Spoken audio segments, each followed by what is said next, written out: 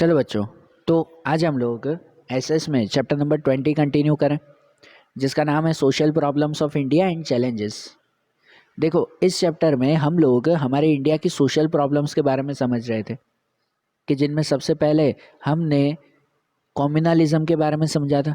हमने देखा था ना कि हमारी कंट्री वो सेक्युलर कंट्री है। यहाँ पर कोई भी रिलीजन में गवर्नमेंट कॉन्स्टिट्यूशन वो तो भेदभाव नहीं करता, लेकिन अंदर ही अंदर जो रिलीजन्स के लोग हैं वो आपस में भेदभाव करते हैं और अपनी अलग अलग कम्युनिटी बना लेते हैं, जो हमारे इंडिया के आज के टाइम में बहुत बड़ी प्रॉब्लम बन चुकी है।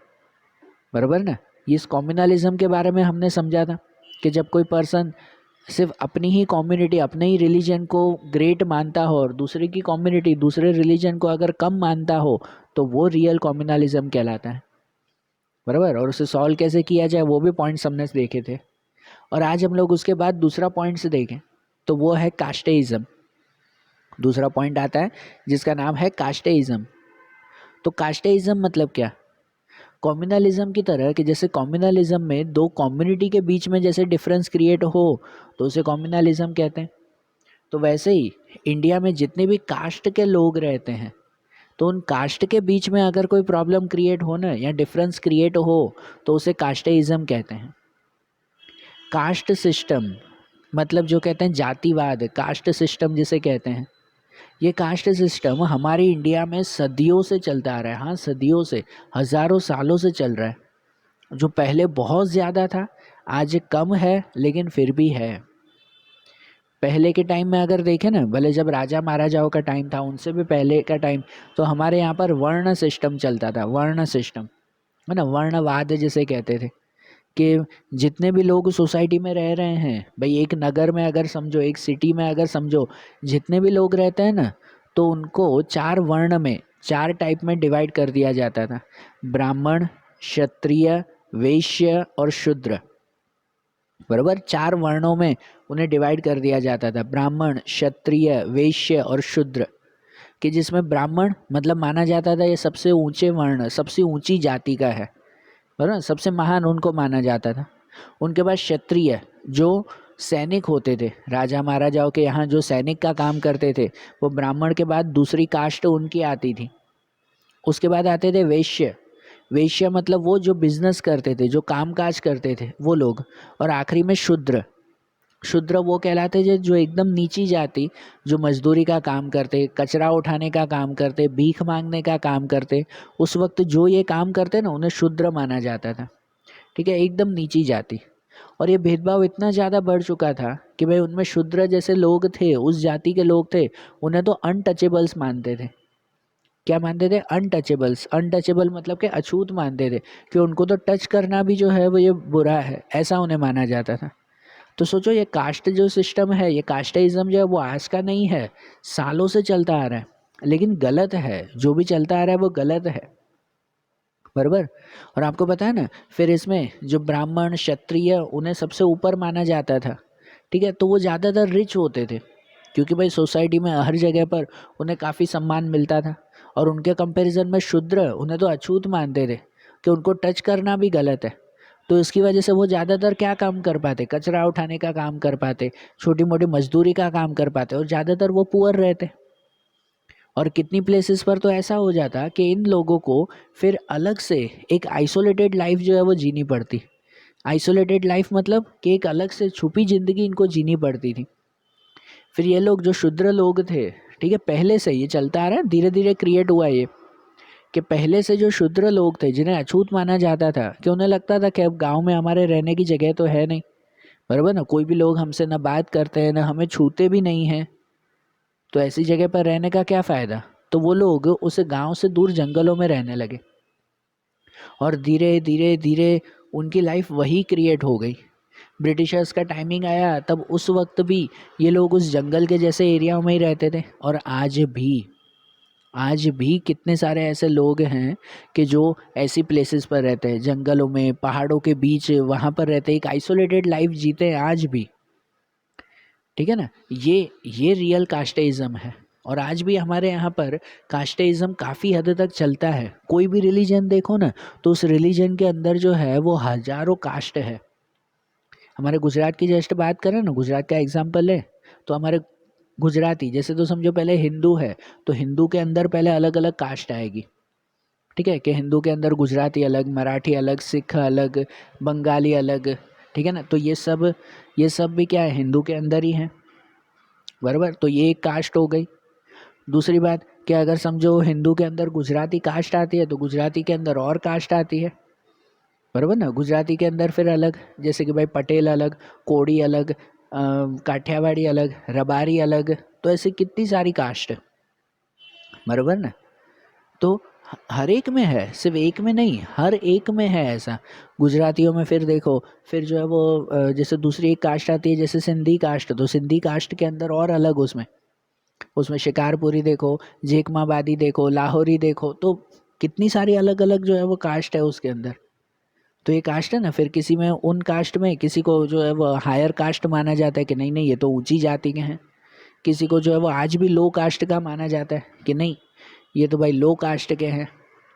तो जस्ट इमेजिन करो ये कास्ट सिस्टम आज भी है, कि कभी कोई ऐसा कहता है कि नहीं भाई हम सब खाली हिंदू हैं, कोई कास्ट नहीं है, हिंदू है ना बस ना, नहीं ना। हम हिंदू में भी नहीं, हम लोग गुजराती हैं, नहीं हम लोग सिंधी हैं, नहीं हम लोग मराठी हैं, ऐसा कहते हैं। और उसके अंदर भी गुजरातियों में भी कहेंगे नहीं नहीं हम तो पटेल हैं, बराबर, नहीं नहीं हम तो रबारी हैं। तो ये कास्ट सिस्टम ही तो है, आज भी कहाँ ख़त्म हुआ है ना। जो ऊंची जाति के लोग हैं वो ऐसी कास्ट आज शहरों में रह रही है सब फैसिलिटीज़ के साथ, और जो नीची जाति के लोग हैं जो इनमें लोअर कास्ट मानो, किसी में भी मानो ना, इतनी सारी कास्ट हमारी इंडिया में है जिसकी हद नहीं है। तो ऐसे लोअर कास्ट में मानो तो आज भी वो लोग जंगल जैसे एरियाओं में रहते हैं, शहरों से दूर रहते हैं, छोटी छोटी झुपड़पट्टियों में, पहाड़ों पे, वहाँ पे रहते हैं। तो जिन लोगों की लाइफ हमसे बिल्कुल अलग है, हम लोगों ने जितनी इतनी प्रोग्रेस की है ना, इकोनॉमिकल प्रोग्रेस, क्या कहते हैं, सोशल प्रोग्रेस हमने की है, वो प्रोग्रेस उनकी नहीं हुई, वो आज भी बैकवर्ड हैं, ठीक है ना, आज भी वो पीछे हैं। तो फिर ये प्रॉब्लम भी तो हमारी इंडिया की एक सोशल प्रॉब्लम ही कहलाई ना। और इन्हें रोकने के लिए क्या किया जाता है, तो इन्हें रोकने के लिए गवर्नमेंट अलग अलग प्रोविज़न्स बनाती है, अलग अलग रूल्स बनाती है, बस वो रूल्स वहाँ तक पहुँचने चाहिए। जैसे गवर्नमेंट ने तो ये एक रूल तो गवर्नमेंट का सीधा और क्लियर है कि हमारे कॉन्स्टिट्यूशन में लिखा हुआ है कि इंडिया में किसी के भी लिए कोई भी तरह का डिस्क्रिमिनेशन नहीं है। हमारे इंडियन कॉन्स्टिट्यूशन में कानून की नज़रों में कोई भी तरह का डिस्क्रिमिनेशन नहीं होता, न कोई कम्युनिटी के अकॉर्डिंग, न कोई कास्ट के अकॉर्डिंग, न रिलीजन, न लैंग्वेज, किसी के भी अकॉर्डिंग नहीं, बराबर ना। कि अगर किसी ने चोरी की है तो भले वो अमीर हो कि कोई भी कास्ट का हो कि गरीब हो, कुछ भी हो, उसे सजा एक जैसी मिलेगी। कॉन्स्टिट्यूशन की नज़र में तो सब एक जैसे है ना। सरकार जो फ़ायदे दे रही है, ठीक है ना, तो वो फ़ायदे सबके लिए एक हैं, रूल्स सबके लिए एक हैं। तो गवर्नमेंट की नज़र में तो कोई भी तरह का भेदभाव नहीं है, कॉन्स्टिट्यूशन की नज़र में सभी कास्ट, सभी कम्युनिटी एक हैं। डिफरेंस कौन क्रिएट कर रहा है, तो हम लोग अपने माइंड में ये डिफरेंस क्रिएट कर रहे हैं, जो डिफरेंस हमें हटाना चाहिए, बराबर ना। दूसरा कि गवर्नमेंट ने अब जो है वो क्या कहते हैं, हमारे पास राइट टू फ्रीडम गवर्नमेंट ने जो दिया ना, राइट टू फ्रीडम, तो इसका मतलब हमें आज़ादी है कि हम कोई भी रिलीजन, कोई भी कास्ट अपना सकते हैं, चेंज कर सकते हैं, उसके लिए वर्क कर सकते हैं, ये राइट टू फ्रीडम है ना हमें, बराबर ना। सरकार कोई भी कास्ट को छोटा नहीं मानती, तो अगर कोई हम लोग जैसे मानते हैं कि भाई ये छोटी कास्ट है, तो अगर वो लोग भी आगे बढ़कर कुछ बड़ा काम करना चाहें तो गवर्नमेंट सपोर्ट देती है, बराबर ना। ऐसा नहीं है, गवर्नमेंट उनके लिए जो है वो स्पेशल प्रोविज़न्स बनाती है, स्पेशल रूल्स बनाती है। हर जो 5-5 साल का प्लान आता है ना, सरकार 5-5 साल में बदलती है, तो इन लोगों के लिए फिर स्पेशल प्लान बनाए जाते हैं, स्पेशल रूल्स बनाए जाते हैं कि जिससे ये कास्टिज़्म दूर हो और सब लोगों को इक्वालिटी मिले, बराबर ना। तो ये कास्टिज़्म के बारे में था। दूसरी ऐसी ही एक प्रॉब्लम क्रिएट है, तो वो है माइनॉरिटीज़।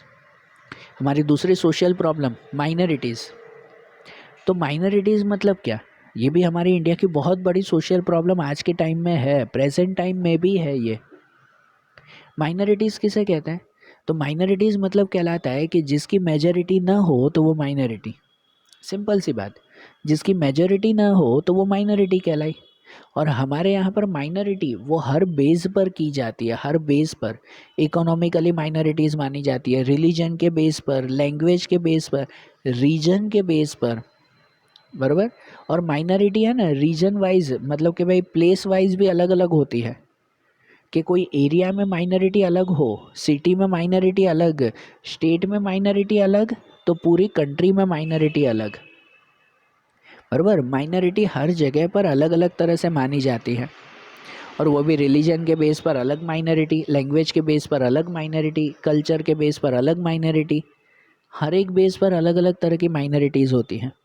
जस्ट एक एग्जांपल देता हूँ, बराबर, जस्ट एक एग्जांपल देता हूँ कि भाई अगर हम लोग जो है वो लैंग्वेज के बेस पर बात करें, ठीक है, पहले लैंग्वेज के बेस पर सुनना एग्जांपल, कि हम लोग यहाँ रहते हैं गुजरात में, गुजरात में सपोज़ मैं सूरत सिटी में रहता हूँ, सूरत सिटी में सपोज़ मैं एक एरिया में रहता हूँ भाई, रांदेर रोड एरिया पे मैं रहता हूँ। अब इस एरिया में जो मैं एक सोसाइटी में रहता हूँ, उस सोसाइटी में सिंधी लोग ज़्यादा हैं, मैं जो सोसाइटी में रहता हूँ वहाँ पर सिंधी लोग ज़्यादा हैं और गुजराती बोलने वाले लोग यहाँ पर कम हैं। तो मतलब लैंग्वेज के बेस पर यहाँ पर मेरे एरिया में, खाली मैं जो सोसाइटी में रहता हूँ उस सोसाइटी की सिर्फ बात करें तो उस सोसाइटी में सिंधी लोगों की मेजॉरिटी है, गुजराती की माइनॉरिटी है, बराबर ना। गुजराती पीपल्स की माइनॉरिटी है, क्यों? क्योंकि यहाँ सिंधी बोलने वाले ज़्यादा हैं, गुजराती बोलने वाले कम हैं, बराबर। अब पूरी सिटी वाइज देखूँ ना, खाली मैं मेरी सोसाइटी में नहीं, मेरे एरिया की बात नहीं कर रहा हूँ, अब पूरे शहर की बात करें तो पूरे शहर में गुजराती बोलने वाले ज़्यादा हैं, सिंधी बोलने वाले कम हैं, बराबर ना। गुजराती बोलने वाले ज़्यादा, सिंधी बोलने वाले कम। तो अगर पूरे इंडिया, पूरे सूरत की अगर बात करें ना, तो उसमें गुजराती की मेजॉरिटी है और सिंधी की माइनॉरिटी। एकदम क्या कह सकते हैं, चेंज हो गया ना।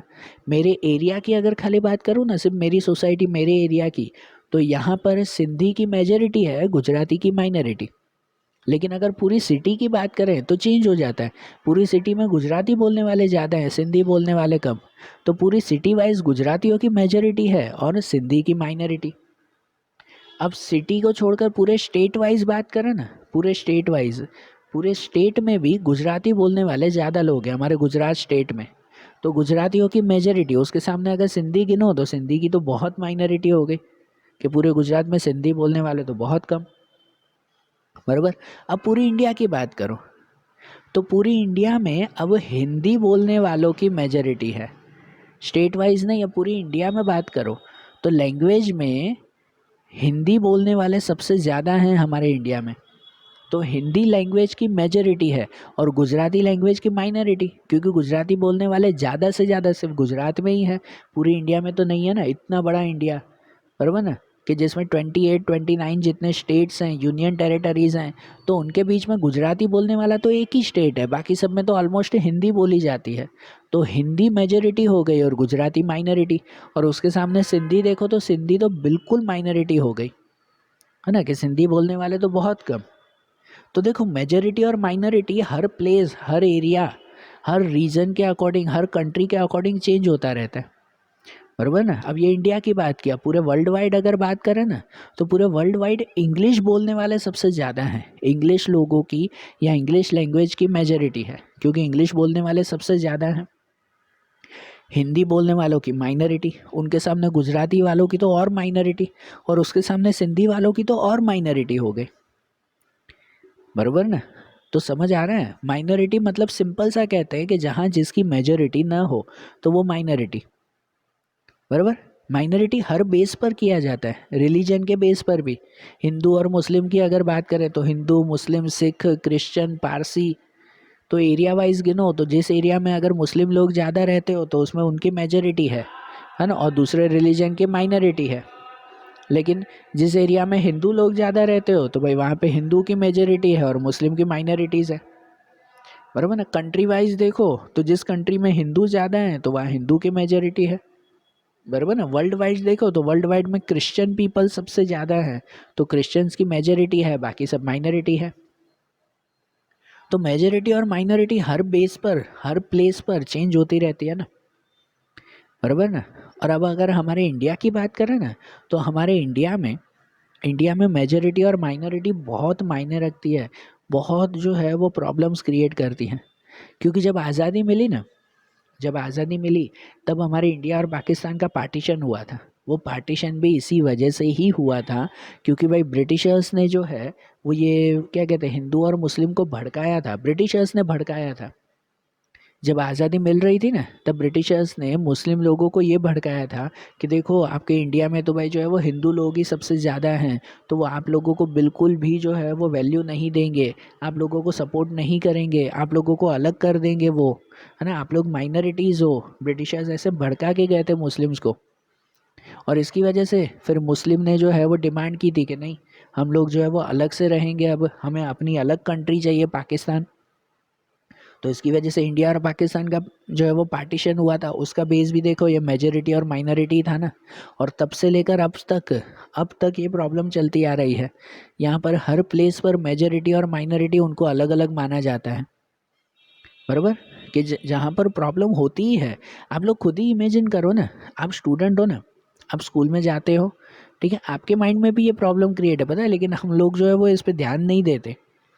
आप खुद ही ध्यान दो, बराबर, कि आप जैसे जो है वो अगर स्कूल जा रहे हो, आपका क्लास है, इमेजिन करना आपका क्लास है और आपके क्लास में जो है वो सभी स्टूडेंट अगर गुजराती हैं, आपके क्लास में 60 स्टूडेंट है सपोज़, और उसमें सब के सब जो है वो गुजराती बोलने वाले हैं, और उनके बीच में अगर 2 या 3 लोग गुजराती के अलावा मराठी बोलने वाले हो, पंजाबी बोलने वाले हो, सिंधी बोलने वाले हो, तो पता है सभी लोग जो है वो मिलकर उन्हें चिढ़ाते हैं।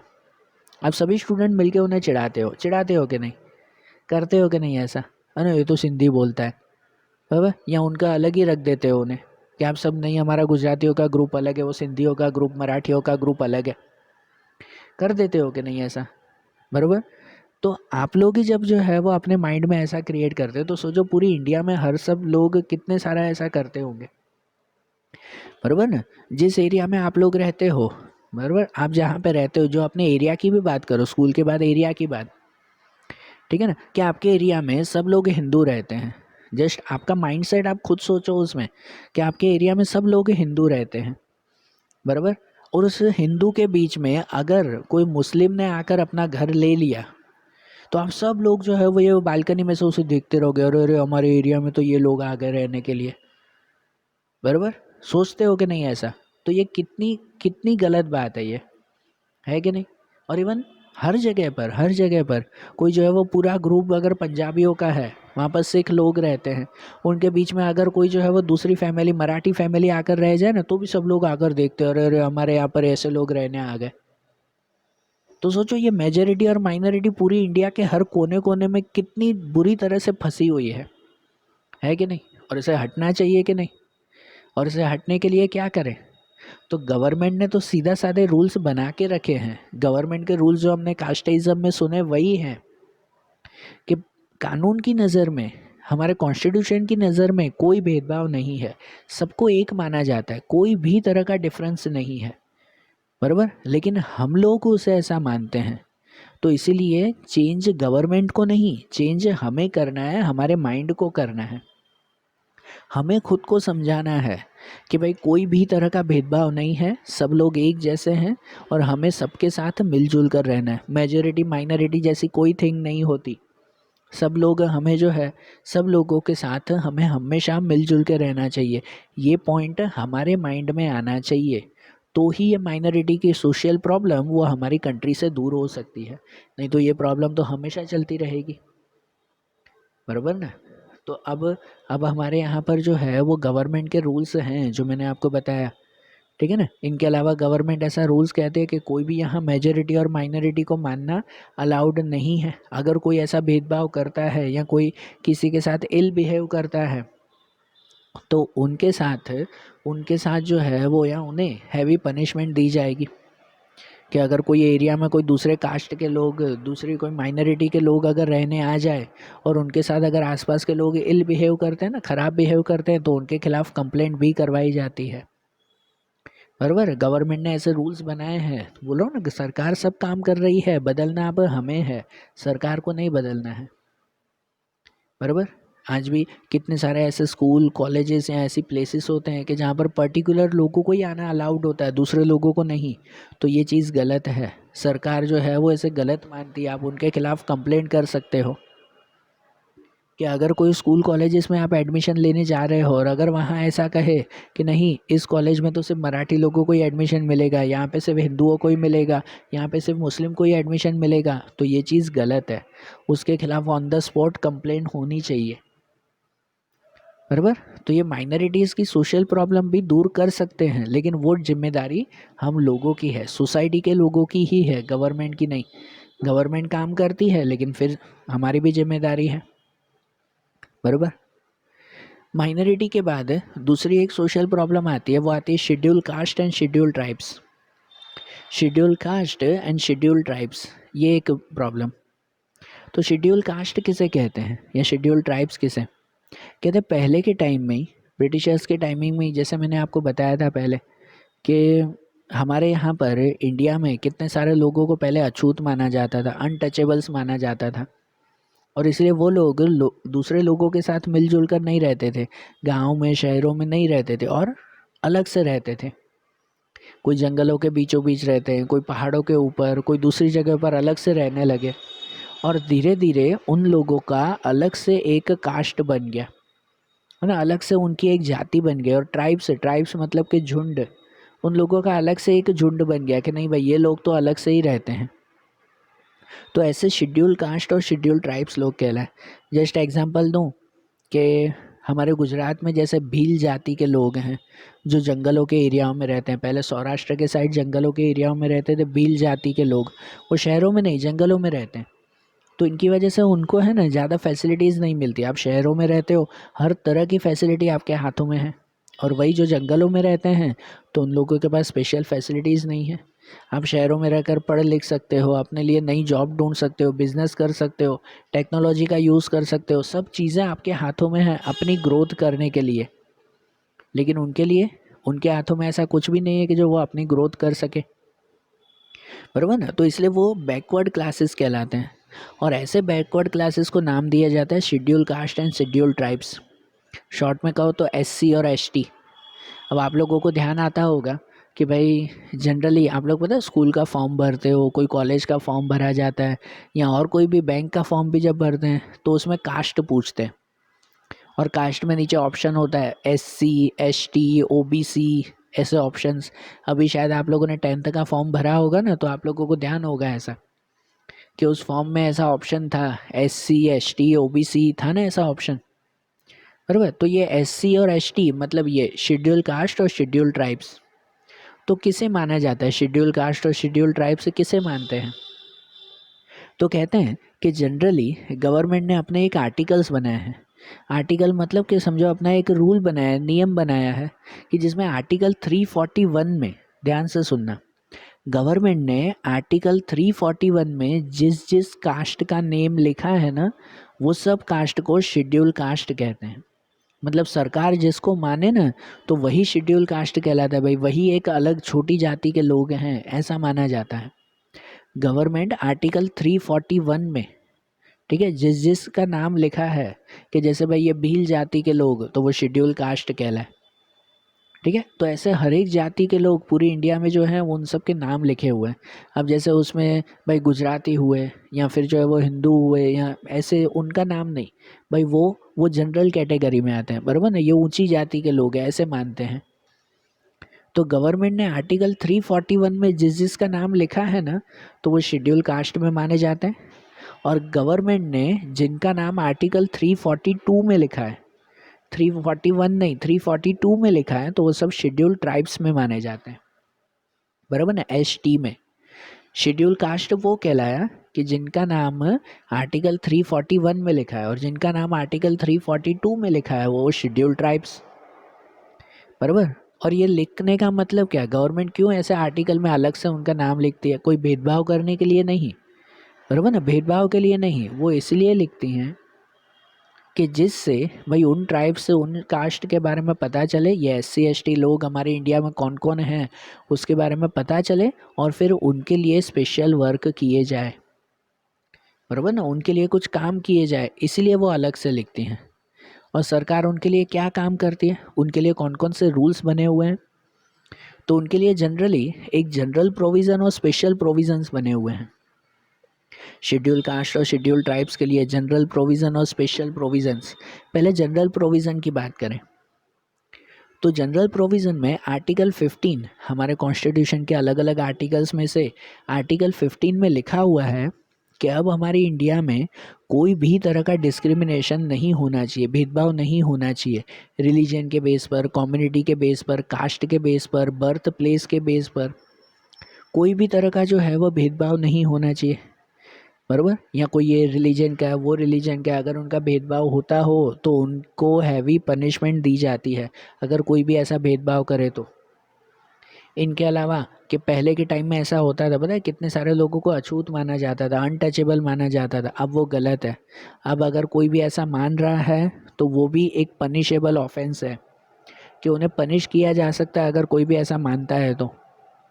दूसरा कि भाई कहीं पर भी कोई शॉप में एंटर करना, कोई पब्लिक रेस्टोरेंट हो, होटल्स हो, मॉल्स हो, थिएटर्स हो, तो ऐसे कोई भी प्लेस पर अगर कोई किसी को एंटर नहीं होने देता है तो ये भी एक बहुत बड़ा पनिशेबल ऑफेंस है। पहले के टाइम में ऐसा होता था कि सपोज़ कोई पुअर पीपल हैं और उन लोगों को अगर कोई मॉल में घूमने भी जाना हो, पहली बार भी जा रहे हैं, तो वहाँ उन्हें एंटर ही नहीं होने देते थे कि नहीं नहीं आप क्यों मॉल में आ रहे हैं, आपको क्यों भाई आने की क्या ज़रूर है। तो ये चीज़ गलत है। अब अगर कोई भी ऐसा भेदभाव कर रहा है ना तो उनके खिलाफ़ कंप्लेंट हो सकती है। या कोई भी दूसरे पब्लिक प्लेसेस हो, है ना, कि भाई यहाँ कोई जो है वो कुएं का पानी पीना हो, तालाब का पानी हो, या कोई बाथिंग प्लेसेस हो, जैसे हरिद्वार जैसे प्लेसेस पर जो है वो नदियों में नहाने जाते हैं, तो ऐसे कोई भी प्लेसेस पर भी कोई भी तरह का रेस्ट्रिक्शन नहीं होना चाहिए। पहले गाँव में होता था, पता है गाँव में कुआँ होता था ना, कुएं में से पानी निकालना, तो पर्टिकुलर लोगों को ऐसे ही कहते हैं कि नहीं भाई आपको कुएं को छूना भी अलाउड नहीं है, उसमें से पानी मत निकालना। कुछ जाति के लोगों को ऐसे मना ही किया जाता था, जो अब गलत है, बिल्कुल गलत है ये, बराबर। उनके खिलाफ कंप्लेंट हो सकती है। इनके अलावा आर्टिकल 29 में इन सब के लिए ये बेनिफिट दिया हुआ है कि अगर कोई भी पर्सन अपनी लैंग्वेज, अपने स्क्रिप्ट, अपने कल्चर को कंटिन्यू रखना चाहता हो तो वो कंटिन्यू रख सकता है, गवर्नमेंट उन्हें सपोर्ट देती है, बराबर। कि अगर वो कोई भी फंक्शन करना चाहते हैं, कोई भी क्या कहते हैं अपनी ऑर्गेनाइजेशन बनाना चाहते हैं, संस्था बनाना चाहते हैं, अपने लिए काम करना चाहते हैं, अपनी संस्था के लिए, अपने लोगों के लिए, तो वो कर सकते हैं, बराबर ना, गवर्नमेंट उन्हें सपोर्ट देती है। ये हमारे आर्टिकल में लिखा हुआ है। मतलब होता है ना अलग अलग रिलीजन के लोग, उनका कोई फेस्टिवल आता है तो वो लोग सरगस निकालते हैं, रैलियाँ निकालते हैं, अलग अलग प्रोग्राम करते हैं कि नहीं भाई ये जो है वो हमारे समाज का प्रोग्राम है, ये हमारी लैंग्वेज का प्रोग्राम है, ऐसे अलग अलग प्रोग्राम करते हैं ना। क्यों वो प्रोग्राम करते हैं? कि वो अपनी कास्ट के लोगों को आगे ला सके, जो एकदम बैकवर्ड क्लासेस के लोग हैं वो खुद को आगे ला सकें, इसलिए ऐसे प्रोग्राम किए जाते हैं, बराबर। ये जनरल प्रोविज़न में। और स्पेशल प्रोविज़न्स में आता है, स्पेशल प्रोविज़न में आते हैं कि गवर्नमेंट इन लोगों की एजुकेशन के लिए स्पेशली ध्यान देती है, कि सरकार ध्यान देती है कि इन लोगों को भी स्पेशल एजुकेशन मिल सके। मतलब ये लोग भले जंगलों के एरियाओं में या पहाड़ों जैसे एरियाओं में रहते हैं ना, तो सरकार वहाँ पर भी गवर्नमेंट स्कूल स्टार्ट करवाती है कि भाई इन लोगों को प्रॉपर एजुकेशन मिल सके। इनके अलावा हमारे आर्टिकल्स, हमारे कॉन्स्टिट्यूशन में लिखा हुआ है कि अगर कोई स्टेट को ऐसा लगता है कि हमारे इस स्टेट में जो भी SC ST वाले हैं उनकी ग्रोथ नहीं हो रही, तो उनको एजुकेशन में अलग प्लेसेस पर रिजर्वेशन दिया जाए, बराबर। हर एक स्टेट में ऐसे रिजर्वेशंस दिए जाते हैं। अब रिजर्वेशन मतलब क्या? जैसे आप लोगों को पता होगा हमारे गुजरात में है ऐसा कि यहाँ पर आप लोग जैसे बोर्ड की एग्ज़ाम में पास होते हो ना, बराबर। आपकी बोर्ड की एग्ज़ाम जैसे सपोज़ 100 मार्क्स की एग्ज़ाम हुई तो 100 में से पासिंग 35 मार्क्स होते हैं कि आप पास होके फिर आगे के स्टैंडर्ड में जा पाओगे, ठीक है ना। लेकिन लेकिन जो ये SC ST वाले हैं, शेड्यूल कास्ट और शेड्यूल ट्राइब्स, तो उनके लिए गवर्नमेंट ने रूल निकाला है कि भाई उन लोगों के लिए पासिंग मार्क 25 ही है, कि वो लोग 25 मार्क्स पे भी पास हो सकते हैं और नेक्स्ट स्टैंडर्ड में जा सकते हैं, बराबर ना। कॉलेज के एडमिशन के लिए भी भाई आप लोगों को इजीली आप मेहनत करके एडमिशन ले लेते हो, लेकिन जो SC ST वाले हैं भाई उन लोगों को इतनी फैसिलिटीज़ नहीं है, इतनी मेहनत वो नहीं कर पाते, तो इसीलिए कुछ सीट का रिजर्वेशन उनको मिलता है ये स्पेशल प्रोविज़न के थ्रू। मतलब कॉलेज में जहाँ पर 60 सीट्स हो ना अगर एक क्लास में, तो उसमें से 6 सीट SC और ST वालों के लिए कंफर्म रखते हैं कि पहले इन लोगों को जो है वो वहाँ पर एडमिशन दिया जाएगा। बराबर। यहाँ तक कि हमारे लोकसभा में भी SC और ST लोगों के लिए, इस कास्ट के लिए कुछ सीट रिजर्व रखी जाती हैं। राज्यसभा में नहीं, सिर्फ लोकसभा में ऐसा होता है। बराबर। यहाँ तक कि कोई भी ग्राम पंचायत, म्यूनसिपालिटी या कोई भी ऐसी गवर्नमेंट ऑफिस हो तो उसमें भी कुछ सीट रिजर्व रखते हैं कि वहाँ पर अगर जॉब चाहिए हो ना तो SC और ST वालों को जल्दी से जॉब मिले। बराबर। इनके अलावा अलग अलग प्लेसेस पर इनके लिए स्पेशल स्कूल खोले जाते हैं, स्पेशल ट्रेनिंग सेंटर्स उनके लिए खोले जाते हैं, स्पेशल हॉस्टल बनाए जाते हैं उनके लिए कि इन लोगों को फैसिलिटीज़ मिले। क्योंकि सही बात है, आप लोग यहाँ पर रहते हो ना, तो जस्ट इमेजिन करो, आप जब सिटी में रहते हो तो आपके पास सब फैसिलिटीज़ है ना। आप सिटी में रहते हो तो आपके पास हर तरह की फैसिलिटी है, आपको जो चीज़ चाहिए आपको मिल जाती है। लेकिन वो लोग रहते हैं कहाँ पर, जंगलों में, उस एरिया में रहते हैं, तो वहाँ पर उनके लिए ऐसी फैसिलिटी नहीं मिलती। बराबर। उन्हें ऐसी फैसिलिटीज़ नहीं मिलती, तो उनके लिए फिर सरकार काम करती है ना, सरकार उन्हें ये सब फैसिलिटीज़ देती है ना कि वो लोग भी आगे आ सके, वो लोग भी सबके साथ बराबरी कर सकें, है कि नहीं। तो ये सब फैसिलिटीज़ जो है वो उन्हें दी जाती है कि जिससे जिससे वो लोग खुद को आगे बढ़ा सकें। स्पेशल बिजनेस की फैसिलिटीज़, कि अगर समझो SC ST वालों में से किसी को अपना बिजनेस शुरू करना है नया, तो उस बिज़नेस के लिए गवर्नमेंट उन्हें लोन प्रोवाइड करती है। बराबर। उन्हें जो है वो सपोर्ट देती है कि हाँ कोई बात नहीं, आप आगे बढ़ो भाई, हम तुम्हारे साथ हैं, ऐसा सरकार सपोर्ट देती है। ये सब उसके लिए ही कि हमारे यहाँ पर जो ये भेदभाव चल रहा है ना, ठीक है ना, कि भाई ये छोटी जाति के हैं, वो बड़ी जाति के हैं, ये SC ST या ये सब अलग अलग भेदभाव चल रहे हैं, ये सब सोशल प्रॉब्लम ख़त्म हो, ये ऐसे भेदभाव ख़त्म हो, सब लोगों को जो है वो एक जैसा माना जाए, इसके लिए ही गवर्नमेंट इतना काम करती है। बराबर। और आज के टाइम में फाइनल रिजल्ट क्या है, तो पहले से लेकर आज के टाइम में, तो आज के टाइम में सच में ये जो बैकवर्ड क्लासेस के लोग हैं, SC ST के लोग हैं, वो आज सबकी बराबरी कर सकते हैं। बराबर ना। आज वो जनरल कैटेगरी के बराबर में आ चुके हैं, आज उन लोगों की भी अच्छी ग्रोथ हो रही है। ठीक है ना, सरकार ने जो मेहनत की है वो मेहनत सच में काम आई, उन लोगों की भी अच्छी खासी ग्रोथ हो रही है फिर उसमें। ठीक है। तो ये सोशल प्रॉब्लम धीरे धीरे ख़त्म हो रहे हैं। तो आज जैसे हमने ये सोशल प्रॉब्लम्स देखी ना, अब उनके आगे कुछ प्रॉब्लम्स हैं, कुछ चैलेंजेस हैं, अब उनके बारे में हम लोग अगले वीडियोस में देखेंगे। Okay, thank you.